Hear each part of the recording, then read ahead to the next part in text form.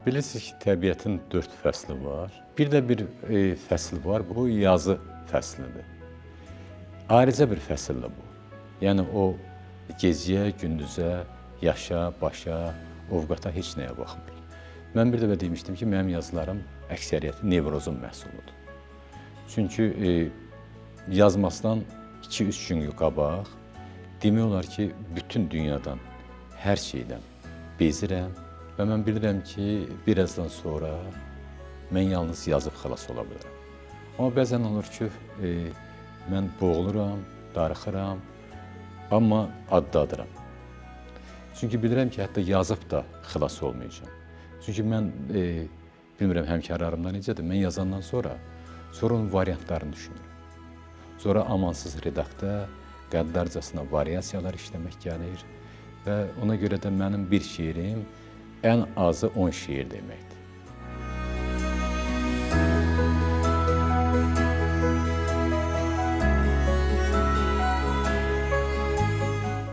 Zaman anlayışı bəzən vaxtla eyniləşdirilir. Bu tamamilə fərqli bir şeydir.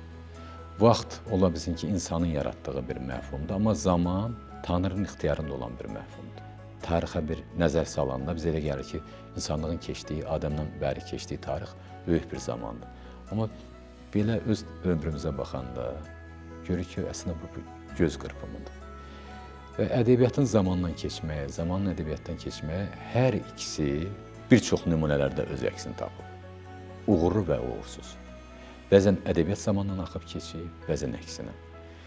Və mən balaca bir şeirdə vaxtın şəklinin rəsmini çəkməyə çalışmışdım. Nə xoş sabahdır, qol saatına qonan qardənəciyi dondurmaq istəyir vaxtı.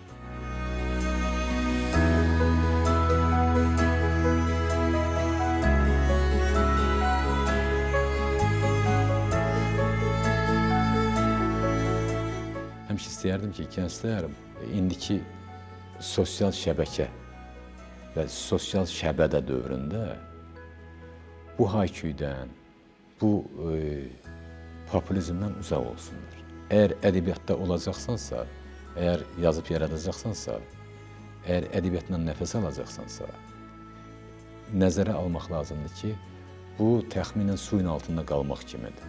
Sən nəfəsini budmalısan və saatlarla orada qalmalısan. Yəni, bu heç də asan bir iş deyil. Bu çox çətindir.